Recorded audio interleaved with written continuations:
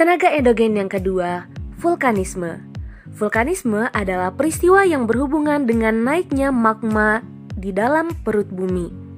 Magma adalah batuan cair pijar yang bersuhu tinggi, terdiri atas mineral dan gas. Aktivitas naiknya magma ini terbagi menjadi dua. Yang pertama, intrusi magma, dan yang kedua, ekstrusi magma. Intrusi magma adalah proses penerobosan magma melalui retakan dan celah pada lapisan batuan litosfer yang tidak sampai ke permukaan bumi. Sedangkan ekstrusi magma adalah pergerakan magma dari perut bumi ke permukaan bumi. Jadi pada saat intrusi, magma tidak sampai ke permukaan, dan saat ekstrusi, magma sampai ke permukaan bumi. Saat intrusi magma, ada beberapa bentuk yang dihasilkan. Yang pertama, lakolit. Lakolit adalah magma yang menyusup di antara lapisan batuan yang menyebabkan lapisan batuan di atasnya terangkat sehingga menyerupai lensa cembung, sementara permukaan bawahnya tetap rata. Yang kedua, dike. Dike adalah intrusi rata yang memotong batuan induk. Kadang dike ini dapat berukuran besar atau juga bisa berukuran kecil. Ketiga, batolit. Batolit adalah intrusi magma yang berada dekat dengan dapur magma.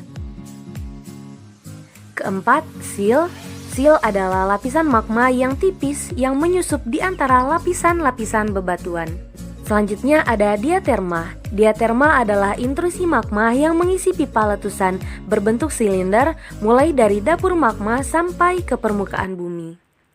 Kemudian jika intrusi magma ini mengalami pendinginan, maka inilah yang membentuk batuan beku dalam dan batuan beku korok atau gang seperti yang kita bahas pada video sebelumnya. Ekstrusi magma atau yang biasa kita kenal dengan istilah erupsi gunung api. Berdasarkan kekuatannya, terdapat dua jenis erupsi.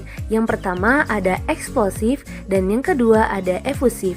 Eksplosif adalah jenis erupsi gunung api yang berupa ledakan kuat dan menyemburkan materi-materi gunung api ke udara. Sedangkan erupsi efusif adalah erupsi gunung api yang berupa lelehan lava melalui retakan pada badan gunung api. Sedangkan berdasarkan bentuknya, erupsi dibagi menjadi tiga. Ada erupsi linear, erupsi areal, dan erupsi sentral. Erupsi linear adalah proses erupsi melalui celah atau retakan yang memanjang sehingga menimbulkan deretan gunung api. Erupsi areal adalah proses erupsi terjadi karena magma dekat dengan permukaan bumi sehingga magma melelehkan dan membakar batuan di atasnya. Maka magma keluar di beberapa tempat. Sedangkan erupsi sentral adalah proses erupsi melalui sebuah lubang atau pusat erupsi sehingga membentuk kerucut gunung api. Tipe-tipe letusan gunung api. Terdapat 7 tipe letusan gunung api, yaitu 1. Tipe Saint Vincent. Pada tipe ini, skala letusannya relatif sedang, tetapi intensitasnya cukup tinggi. Lava yang keluar dari dapur magma yang dangkal bersifat kental. Tipe ini menghasilkan bentuk gunung api stratovulkan. Tipe kedua, tipe Merapi. Tipe ini mengeluarkan lava kental sehingga menyumbat mulut kawah, mengakibatkan tekanan di dalamnya makin kuat untuk memecahkan sumbatan lava yang akan keluar. Letusan ini menghasilkan awan panas yang biasa disebut dengan wedus gembel. Tipe letusan ini terjadi pada Gunung Merapi di Jawa Tengah. Tipe ketiga, tipe Hawaii. Tipe ini skala letusannya relatif kecil, tetapi intensitasnya cukup tinggi. Lava yang keluar dari kawah bersifat cair, dan tipe ini menghasilkan bentuk gunung api perisai. Tipe keempat, tipe Stromboli. Tipe ini dengan letusan terjadi pada interval waktu yang hampir sama. Tekanan gas cukup kecil tetapi terus-menerus dan mengeluarkan efflata serta material padat, gas dan batu. Letusan ini terjadi pada Gunung Raung di Jawa Timur. Kelima, tipe volcano. Tipe ini mengeluarkan material padat dan cair seperti bom, lapilli, dan lava. Tipe ini adalah letusan gunung api pada umumnya. Memiliki dapur magma yang dangkal sampai dalam dan tekanan yang sedang sampai tinggi. Tipe ini terdapat pada letusan Gunung Semeru di Jawa Timur. Keenam, tipe Pele. terjadi karena penyumbatan di puncak gunung api yang berbentuk seperti jarum pada bagian kawah, menyebabkan tekanan di dalamnya bertambah besar. Saat penyumbatan semakin tebal dan kawah tidak kuat menahan sumbatan, maka terjadilah letusan. Terakhir, tipe peret atau pelinian. Tipe ini mengeluarkan material yang dapat menghancurkan puncak gunung sehingga meruntuhkan dinding kawah dan membentuk kaldera. Ciri letusan peret ini adalah gas yang sangat tinggi hingga 80 km di ujung gunung terlihat awan menggumpal. Contohnya, letusan Gunung Krakatau pada tahun 1883. 3 jenis gunung api: Mar, Kerucut, Perisai. Jenis gunung api Mar. Gunung ini terjadi karena erupsi eksplosif yang biasanya terjadi hanya 1 kali, disebabkan oleh dapur magmanya yang terlalu dangkal. Pada saat terjadinya letusan, banyak material padat atau eflatah yang dikeluarkan dari gunung tersebut, sehingga terbentuklah kaldera atau kawah besar di atas puncak gunung. Contoh dari gunung ini adalah Gunung Dieng, Gunung Gamalama, dan Gunung Tambora. Kedua, gunung api Kerucut. Berbentuk seperti kerucut, terjadi karena erupsi efusif dan eksplosif yang terjadi secara terus-menerus dan bergantian. Sehingga lereng gunung ini terdiri dari bermacam-macam lapisan batuan. Dan di Indonesia banyak terdapat gunung api jenis kerucut ini, di antaranya Gunung Kerinci, Gunung Pangrango, dan Gunung Merbabu. Gunung api Perisai atau Tameng. Pada gunung ini, jenis magmanya encer dan aliran lavanya menyebar dan menutupi daerah yang luas sehingga terbentuklah lereng yang sangat landai. Contohnya terdapat pada Gunung Mauna Loa dan Mauna Kea di Hawaii. Bahan-bahan yang dikeluarkan saat gunung api meletus.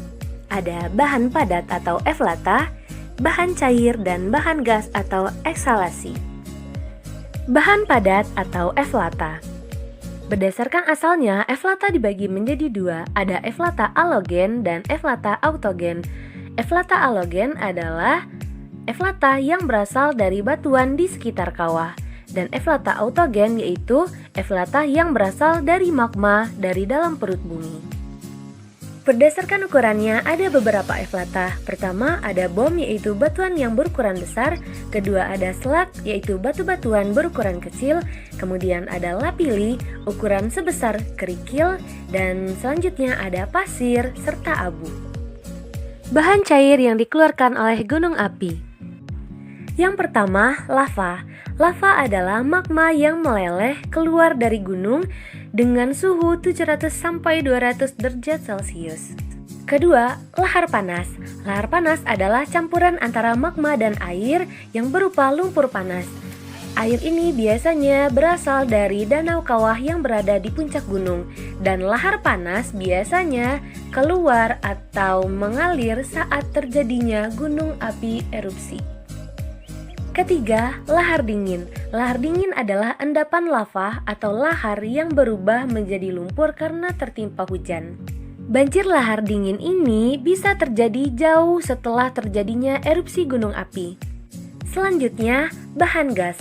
Bahan gas yang dikeluarkan dari gunung api ada beberapa, di antaranya ada solvatar atau belerang, ada fumarol atau uap air, ada movet yaitu karbon dioksida. Ada beberapa gejala sebelum terjadinya vulkanisme, di antaranya suhu sekitar gunung naik secara mendadak, kemudian sumber air mengering, terjadinya gempa, pepohonan meranggas dan mati, binatang liar banyak yang mengungsi, suara gemuruh dari dalam tanah, dan eksalasi semakin hebat. Jadi, jika kalian tinggal di sekitar gunung api aktif, ketika melihat gejala-gejala tersebut, bersiap-siaplah untuk meninggalkan tempat tinggal kalian untuk mengungsi ke tempat yang lebih aman, karena bisa diprediksi akan terjadi erupsi pada gunung tersebut. Adapun gejala-gejala post-vulkanik atau setelah terjadinya erupsi gunung api, munculnya ekshalasi atau gas-gas yang telah kita bahas tadi. Yang kedua, munculnya sumber air panas seperti di Cipanas, Batu Raden, Dieng, dan lain-lain.